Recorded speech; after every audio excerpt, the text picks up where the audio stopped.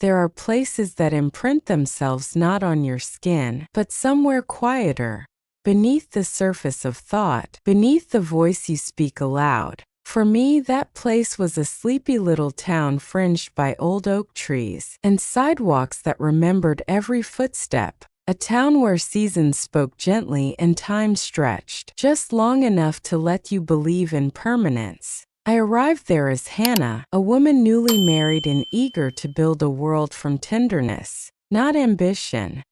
Notre spectacle. Just warmth, familiarity, a sense of home. David, my husband, was a kind man. He laughed with his eyes. He listened with patience. We had met in college when life still felt like a blank page, and together we began sketching in the outlines of something that resembled forever. We rented a small, modest house on the edge of town, white shutters, a gate that creaked, and a backyard where the sun always seemed to linger. It wasn't perfect, but it didn't need to be. It had space for the life we imagined. At night, lying beside David, I would listen to his slow, steady breathing and tell myself that peace wasn't something grand or explosive. It was this, a kind of quiet certainty. And yet, beneath that peace, beneath the rhythm of domestic rituals, folded laundry, shared meals, the soft ticking of the kitchen clock, a small voice sometimes stirred, not dissatisfaction, more like a question left unanswered. Would love always feel this calm, this predictable? I never dared say it aloud, not even to myself, because to question comfort can feel like betrayal. We were visited soon after moving in by Mr. Bennett, our landlord, a man in his early 60s with silver-streaked hair and an elegant stillness about him. His voice was warm but measured, the kind of voice that made you feel like the world would never hurry again. He asked if the plumbing worked, if the heater made noise, if the fig tree in the backyard had ever borne fruit. I remember thinking he seemed to know more than he let on, as though he saw the unspoken things people carried with them, and perhaps in some small corner of myself I felt seen. That scared me, though I didn't name it then. At first, I dismissed it as kindness, a neighborly instinct, a generational thing. Mr. Bennett would stop by now and then, his hands often holding something, an old gardening tool, a newspaper, or nothing at all except an excuse to ask about the house. He was never intrusive, just present. There was a quiet elegance in the way he moved, as if he were constantly observing without judgment. And perhaps that's what unnerved me most. Not what he said, but what he seemed to see, without me offering anything. He asked questions that lingered. How do you like the quiet out here? Do you find peace in solitude? And once, does your husband work long hours? I smiled politely, gave half answers. What was I supposed to say? That yes, David had been staying later and later at work, but I understood. That I was proud of his dedication, but the silence after 7 p.m. had started to grow limbs and sit beside me on the couch, that I sometimes spoke out loud just to hear a voice in the room. No, I didn't say those things. I simply nodded and said, "It's a lovely house. We're settling in well." And yet I began to notice things. How Mr. Bennett's visits aligned with evenings when David wasn't home. How he lingered a little longer by the kitchen window. How his eyes sometimes followed me with a softness that felt deliberate. Still, I told myself I was imagining it, that I was misinterpreting courtesy. But there's a fine line between attentiveness and intimacy, and somewhere along the way I began to feel it thinning. There was a particular afternoon I now find difficult to forget. The air was heavy with impending rain, and I was in the garden, pulling at the stubborn roots of something I hadn't planted. He appeared by the gate, unannounced as usual, but this time he didn't speak right away. He just stood there, watching me with that quiet half-smile. "You take care of things so deliberately," he finally said. "Even the things that don't belong to you." I looked up, unsure whether he meant the weeds or something else entirely. It's just habit, I replied. He nodded but didn't look away, and for the first time I felt something shift. Not in him, in me, a discomfort that didn't come from fear, but from recognition. Recognition that I had let a door creak open without knowing when it had started to swing. I told David nothing of this, because what would I say? That a man twice my age was being too kind? That I couldn't tell if I was flattered or ashamed? Some feelings don't come in loud, crashing waves. They arrive like mist, soft, slow, and everywhere at once. By the time you notice them, you're already wet with doubt. And Hannah, was beginning to realize that discomfort, when ignored, has a way of settling into the bones. It began innocently enough, or so I told myself. When David and Hannah moved into the little white house at the end of Birch Lane, I thought nothing of it. Another young couple. Another lease signed. I had been a landlord long enough to stop caring about faces.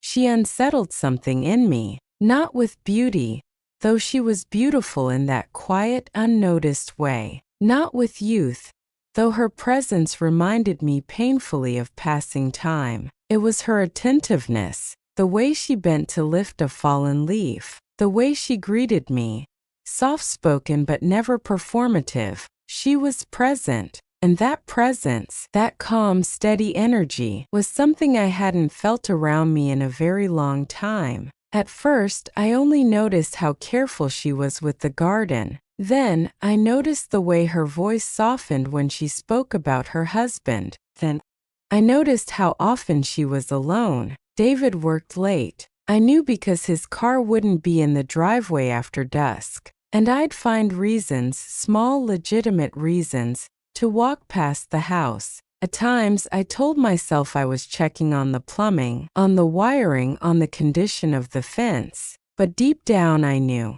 I was looking for her. There's a particular cruelty in aging that has nothing to do with the body and everything to do with being invisible. People stop listening when you speak. They expect you to fade into the background, to smile, to nod, to disappear with grace. But Hannah, she listened. Not out of pity but out of instinct. She gave me space in her gaze, and somehow that gaze began to mean more to me than it should have. I told myself it was harmless, that she was just kind, that I was simply appreciating a gentle presence in a world that had grown too loud, too fast, too distracted. But something shifted one gray afternoon as she knelt in the garden, hair tied back, fingers brushing the earth like she was apologizing for disturbing it. I said, "You take care of things so deliberately, even the ones that don't belong to you." And the moment the words left my mouth, I saw her eyes hesitate, just for a second, flicker. It was the first time I realized I had stepped over something fragile and unnamed. And yet, I didn't stop. I began crafting reasons to visit. The mailbox was loose. The faucet was leaking. The paint on the back porch was wearing thin. She never turned me away. She always welcomed me in with that same calm grace. And that perhaps is what made it so dangerously easy to continue. It wasn't lust. It wasn't predatory, at least not in the ways we typically imagine. It was loneliness. It was a deep ache to be known again, to have someone look at me not with dismissal, but with attention. But attention is a flame. And I had forgotten how easily fire spreads when you mistake warmth for invitation. It was late afternoon when he appeared again. No warning, no call. Just the sound of footsteps on the gravel path and a soft knock at the door. I had been reading, a pot of tea slowly going cold on the coffee table. David wouldn't be home for hours. I opened the door, expecting perhaps a neighbor. But there he stood, Mr. Bennett, with that familiar half-smile and a glimmer of something unreadable in his eyes. "Just passing by," he said, gesturing vaguely toward the street. "Thought I'd check on that back window.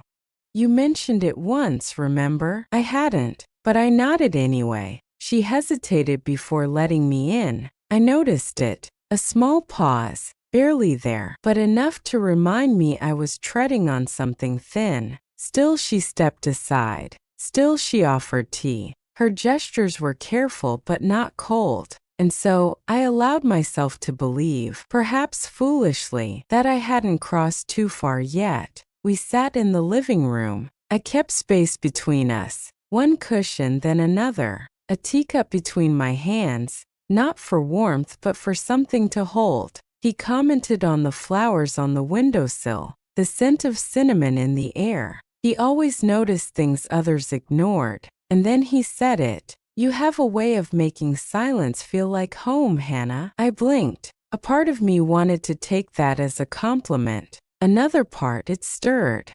Uneasy, she didn't reply right away, but I watched her fingers tighten around the cup. A small motion, a quiet alarm. Still I continued, not to seduce, not to disturb, but to reach, to offer a truth I had carried too long in silence. I think, I said, we mistake connection for danger sometimes, but some things, some people, they arrive in our lives not to ruin, but to remind. She didn't speak, just shifted her weight ever so slightly, like someone preparing to run without making it obvious. There it was, the moment I could no longer pretend I misunderstood. I'm married, Mr. Bennett. My voice came out calm, though my pulse betrayed me. He looked at me quiet for a long time, then nodded slowly. I know, he said. No anger, no argument, just that soft resignation that somehow unsettled me more than anything he could have declared. I hadn't planned to say it, not that day, but perhaps part of me hoped she already knew, and part of me ashamedly hoped she wouldn't turn away completely. But when she said she was married, when she reminded me of the boundary, I saw it. The invisible door closed gently between us. I stood, I smiled, and I left. After he left, I sat for a long while in silence, longer than I care to admit, not because I missed him, but because I was angry at myself for noticing the warmth, for enjoying the attention, for waiting too long to draw the line. But I did, and that had to mean something, even if the air in the house now felt heavier than before. For a while things were quiet again, not peaceful, just quiet, the kind that hums in the background like an untuned radio. Mr. Bennett stopped coming, no footsteps at the gate, no excuse to knock, and I should have felt relief. But what I felt strangely was the weight of something unresolved, just waiting. I buried it beneath chores, grocery lists, the sound of boiling water and the scrape of knives against cutting boards. David returned from his trip and slipped easily back into the rhythm of us. Dinners at 7, folded laundry, goodnight kisses. But something in me had shifted. And I didn't know how to explain that without sounding ungrateful or worse, unfaithful. She was quieter than usual, more careful. She smiled, but the smile ended before it reached her eyes. I thought it might be the stress of being alone, or maybe something at work. I didn't push. I never wanted to be that kind of husband, but I began coming home earlier. Not because I suspected, but because I missed the way she used to look at me, like I was the safest place in the world. He noticed. Of course he did. David always noticed in his quiet, observant way. One evening we sat on the porch in silence. The sun dipped low behind the fig tree. I was nursing a cup of lukewarm tea when he reached over, not for my hand, but for my gaze. What's been on your mind lately? He asked gently. No pressure.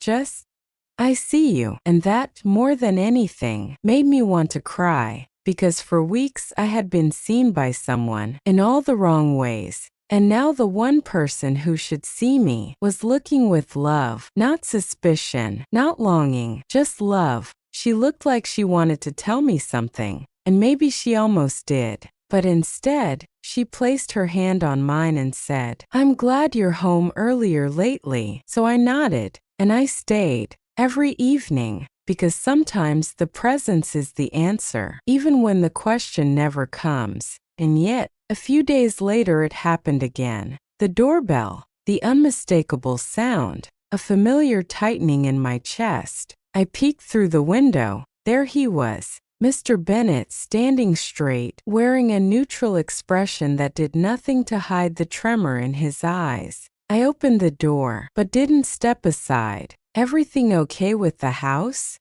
I asked, voice composed. He hesitated, then nodded. I've been thinking about our last conversation." His tone was measured, almost careful. "I wanted you to know I meant no disrespect." There it was again.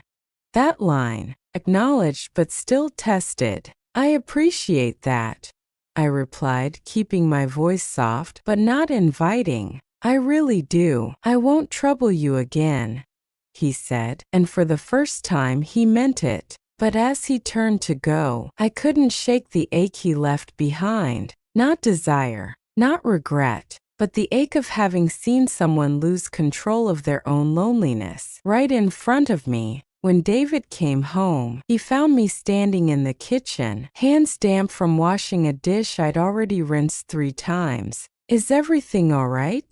he asked. And this time I didn't deflect. I didn't retreat behind polite phrases or reassuring nods. Instead, I looked at him, really looked, and said, "Can we go for a walk tonight?" He smiled. "Of course.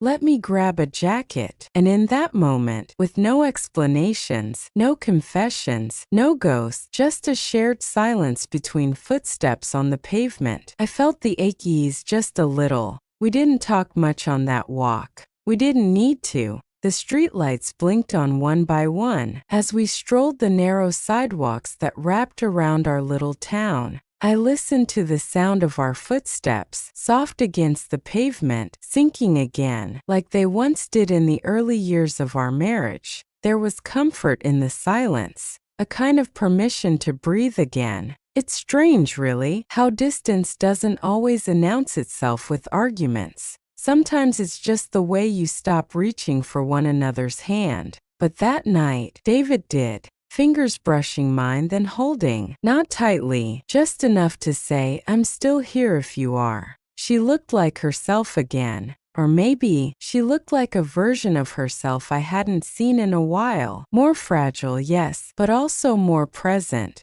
I didn't ask questions, didn't press. Some truths come to you only when they're ready. And I could see she was finding her way there. That weekend I made breakfast. Nothing fancy, scrambled eggs, toast, a bit of jam. But David noticed. He always did. "Smells like the early days," he said, grinning as he entered the kitchen. And for a moment I smiled without hesitation. No guilt, no shadow, just warmth. We sat across from each other, and the sunlight fell across the table exactly like it had the first morning we moved in. Maybe that's what healing really is. Not an apology, not a grand gesture, but simply returning to the table. Together. I didn't know what she had been carrying, but I knew this. She was choosing to stay in this life, to stay with me. Even if some small part of her had drifted, she had found her way back, and that mattered more than whatever had tried to pull her away. And yet, there were still echoes. Late at night, when the house creaked and the wind stirred the fig leaves, I would sometimes remember Mr. Bennett's gaze, not with longing, but with a strange kind of sorrow. Not for what almost happened, but for what loneliness can do to a person. What it had nearly done to me. It's one thing to love someone. It's another to remember every day why you choose them, especially when the world offers detours dressed as validation. One night, I found her standing in the hallway, looking at a framed photo of us from 3 summers ago. We were laughing, her head thrown back, eyes closed. I remember the moment. A joke I told that wasn't even that funny. But she laughed like it was, like I was everything. She caught me looking, and instead of stepping away, she said softly, "I want that again." "You already have it," I said. Maybe we just forgot how it sounded, and in that moment, I knew I had forgiven myself for the wandering thoughts, for the silence, for letting something that didn't belong live rent-free in the corners of my heart, because what I had wasn't perfect, but it was real, and real is always worth choosing. Every day, every time, I waited until the right moment. Not because I was afraid of David's anger. He was never that kind of man. But because there's something sacred about honesty, and I didn't want to bring it into the room like a confession. I wanted it to be an offering. A clearing of space. We were sitting on the porch. Twilight. That soft hour when the world feels too quiet to lie. I said his name, Mr. Bennett, and David didn't flinch. He just turned his head listening. I need to tell you something, I said. I should have told you sooner. The moment she said his name, I felt something tighten in my chest. Not jealousy, not suspicion, just the ache of knowing something had existed in her world that I hadn't been part of. But I didn't interrupt. I let her speak, because how you listen when someone's afraid, that's how you prove you're still safe. I told him everything, not dramatically, not in a way that demanded forgiveness, just the truth, that I had let someone linger in my life longer than I should have, that I had felt flattered, and then confused, and then ashamed, but that I had drawn the line, and held it,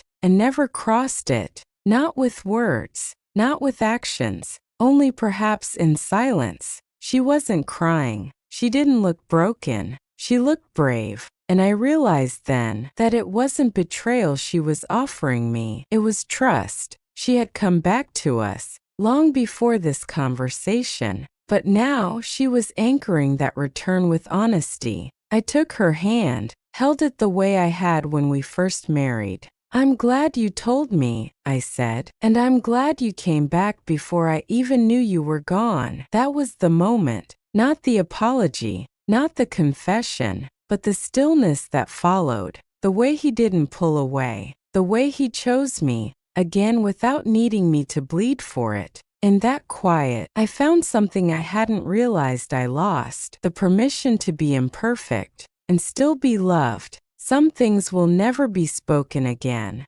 not because they're buried, but because they've been seen, understood, and gently folded into the fabric of our story. We go on, not untouched, but still together. And in this world of almosts and could-haves, that is everything. This story was created as a reflective piece of fiction. While inspired by emotional truths many may relate to, no real persons or events are portrayed. It is not a tale of betrayal, but of recognition, of the delicate moments where loneliness and attention collide, and the quiet strength it takes to choose what is right over what is easy. We believe in stories that explore the emotional gray zones of relationships, not to glorify infidelity, but to shed light on the inner lives of those who face it, with honesty, with restraint, and sometimes with redemption. If this story moved you, we invite you to reflect, to share, or simply to carry the lesson gently with you. Thank you for watching.